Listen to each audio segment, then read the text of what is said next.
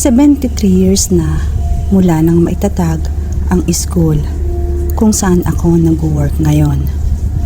Maraming kwentong kababalaghan na rin ang nabanggit ng mga estudyante at maging ang mga empleyadong nagtatrabaho dito. Year 2017, nang mag-transfer ako mula sa Manila pauwi ng probinsya namin. Bilang bagong empleyado, wala akong masyadong kilala dahil sa ibang bayan naman ang hometown ko. 1 o 2 oras ang biyahe mula sa aming lugar. Antukin ako sa mga unang buwan ng pagbubuntis ko, kaya nakagawian kong mag-power nap tuwing lunch break sa dulong office kung saan nandun ang conference room.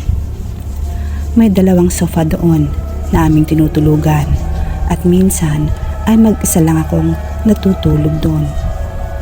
Isang beses ay mahimbing akong natutulog at di ko namalaya ng oras.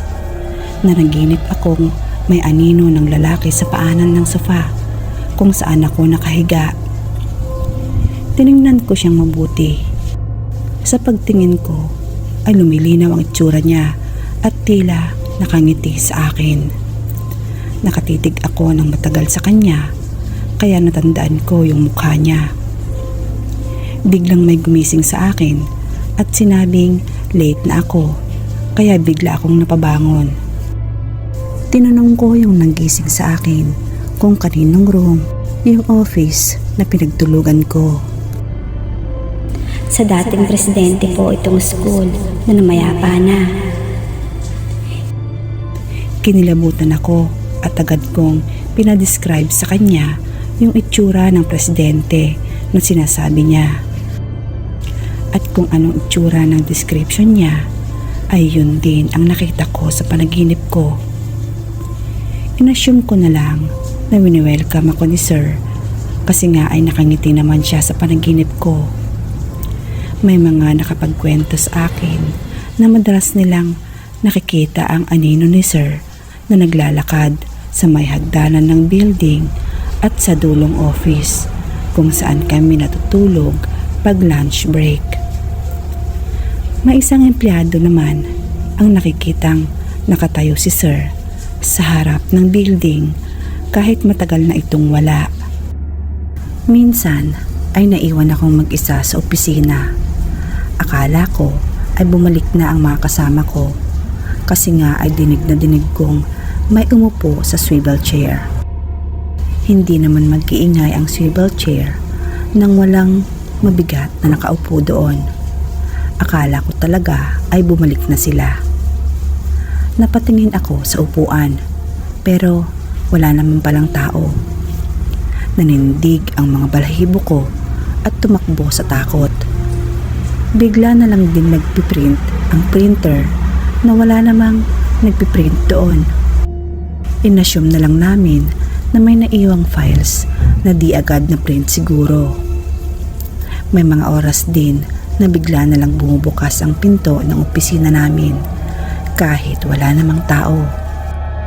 Nagbibiroon pa nga kami ng mga kasama ko tuwing mangyayari yon at sabay-sabay na sinasabing, Sino yan? Yes, anong kailangan mo?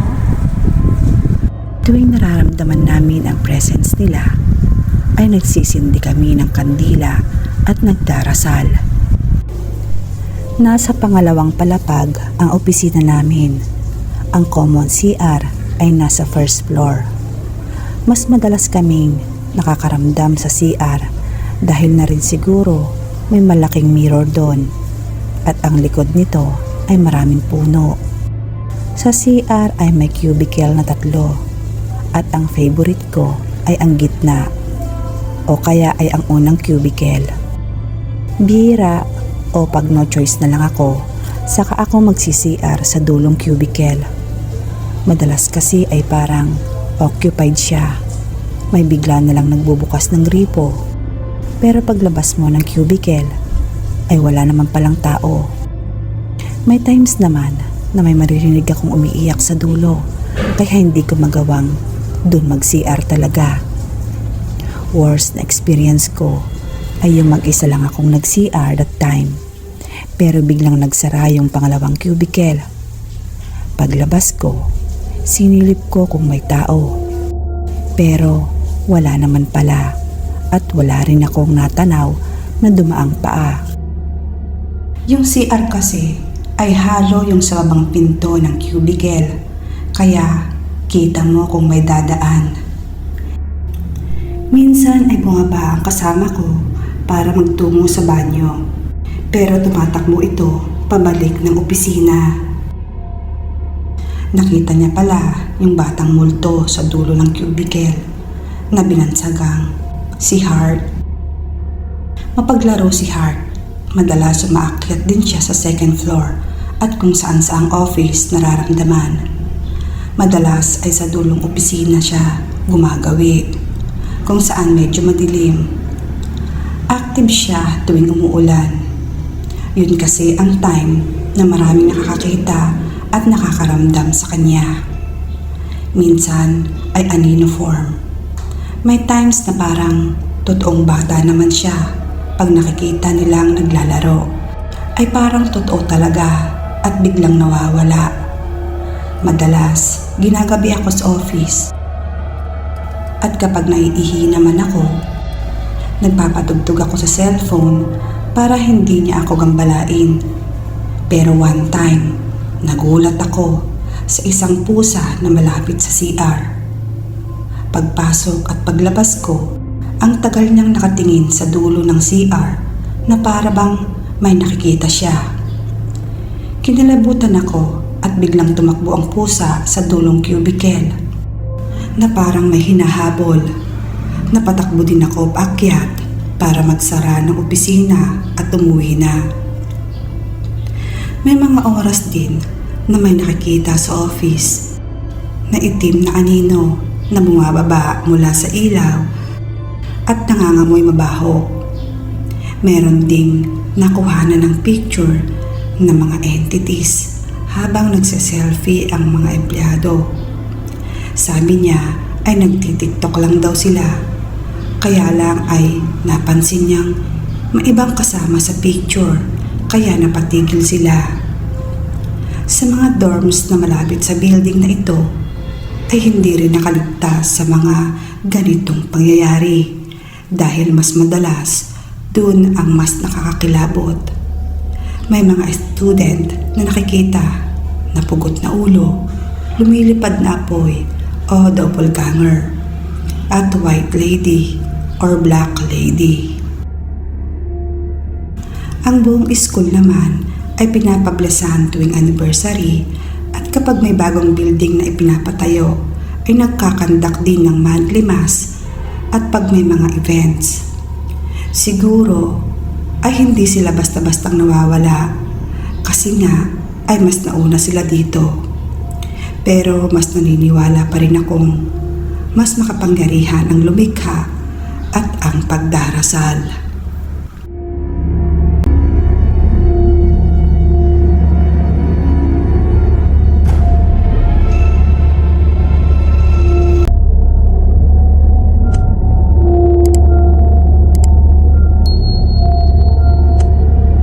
San Jose del Monte, Bulacan, taong 2014. Naging assistant ako ng isang psychiatrist or psychologist. Mabait si Doc. Spoiled ako sa kanya. Lagi siyang may pasalubong sa akin sa tuwing uwi siya sa bahay na tinitirhan namin sa Marikina. Mas madalas nawala siya at naglalagi sa facility ng mga ginagamot niya. Ako at 3 aso lang ang naiiwan sa bahay, kaya madalas nawala akong masyadong ginagawa. One time, umuwi siya at kumuha ng mga damit. Pang 1 linggo na ang kinuha niya. May tututukan daw siyang isang pasyente. Tinanong niya ako kung gusto ko daw bang sumama. Maiba man lang ang paligid ko. Excited akong sumama kay Doc. Dala namin lahat ng aso. Nakatulog ako sa biyahe Bandang Fairview pa lang kami. Nung gunising ako ni Doc, nasa harap na kami ng bahay na malaki at malawak na garden. Ang sabi ni Doc, nasa San Jose del Monte, Bulacan na daw kami. At dito nga nakatira yung pasyente niya. Sabi din ni Doc, natutulong-tulong daw ako sa mga kasambahay doon habang nandoon nga kami. Pinapasok na kami sa bahay. Na-assign akong matulog doon sa bakanting maid's room. Maliwanag naman yung room. May double deck na bed. May built-in cabinet na gawa sa Nara. Tsaka ang sosyal kasi nga may aircon. 2 kasambahay at yung parents ang kasama ng pasyente ni Doc. 2 palapag lang ang bahay pero hugis siyang pa-octagon. Tabla ang sahig ng second floor, pati hagdan, tapos ang kintab nun. Pwede kang magsalamin. Okay naman ang mga tao sa bahay na yon. Pwera sa pasyente ni Doc na never ko pang nakitang bumaba. Pagkatapos nga naming maghapunan, bandang 7 p.m., pinagpahinga na kaming mga kasambahay. Kaya nagkaroon ako ng chance para makipagtsikahan kila Ate Daisy at Manang Nancy. Ang saya ng kwentuhan namin sa kwarto ng dalawa. Getting to know each other, kumbaga. After ng tsikahan, at dahil nga inaantok na din kami, ay nagkanya-kanya na kaming balik sa aming kwarto. Nakaramdam ako ng pagkauhaw at lumabas nga ako sa aking room. Around 10 p.m. yata yun. Hindi naman sila nagpatay ng ilaw sa hallway at kusina, kaya maliwanag yung bahay. Habang umiinom ako, nakarinig ako ng steps o yabag na pababa sa hagdan. Inaninag ko yung pababa, spiral ang hagdan nila. Pero ang tagal makababa, kaya hindi ko na pinansin at bumalik na ako sa aking kwarto. Kinaumagahan, pagbangon ko, naramdaman ko na masakit at ngalay ang braso ko. Yung pakiramdam na ginawa mong unan magdamag yung braso mo. Ganun ang pakiramdam ko. At imposible kasi nga ay umunan naman ako sa aking unan. Nagkibit balikat na lamang ako. Tapos gumawa na ako ng mga gawaing bahay. After ng lunch, nagsiesta kami nila ate at manang sa garden. May duyan kasi doon na gawa sa kahoy, magkaharap sa upuan. Kwentuhan ulit hanggang nagtanong na sila kung ayos lang daw ba akong mag-isa sa aking kwarto. Oo naman ang sagot ko. Tapos sabi ni ate, Ibig sabihin, hindi ka niya winelcome? ang sabi sa akin ni ate. Ang tanong ko naman sa kanila, sino ba kako yun? Di nila ako sinagot at ngumiti lang sila. Kinukulit ko na sila, kaso tinawag na sila ng boss nila. Tapos kami naman ni Doc ay naggrocery na. Pasado 8:00 na kami nakauwi ni Doc dahil nanood pa kami ng sine. Diretso na kami sa kanya-kanyang kwarto namin. Pagkatapos maglinis ng katawan, ay naidlip na ako. Nagising ako kasi nga sa sobrang lamig sa aking kwarto. Nagulat pa ako dahil patay ang ilaw sa aking kwarto. Tanda ko na hindi naman ako nag-off ng ilaw pagkahiga ko. Kakapaka pa ako sa aking bed para mahanap ko ang cellphone ko sa ulunan ko. Inon ko ang flashlight.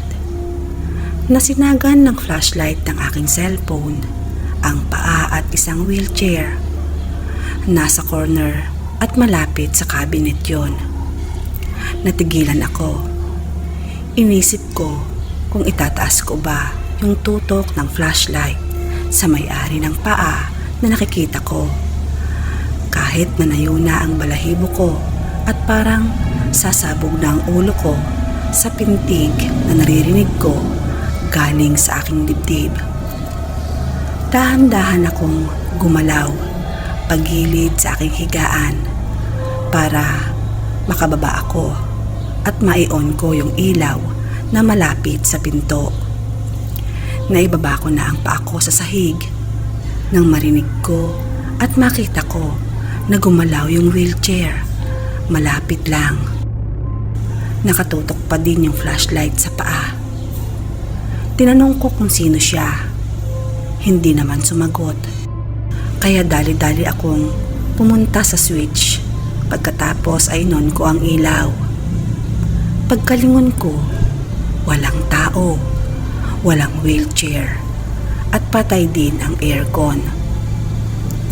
Lumabas ako ng kwarto at kumatok kila Ate Daisy. Sinabi ko sa kanila yung nakita ko. Nagkatinginan silang dalawa.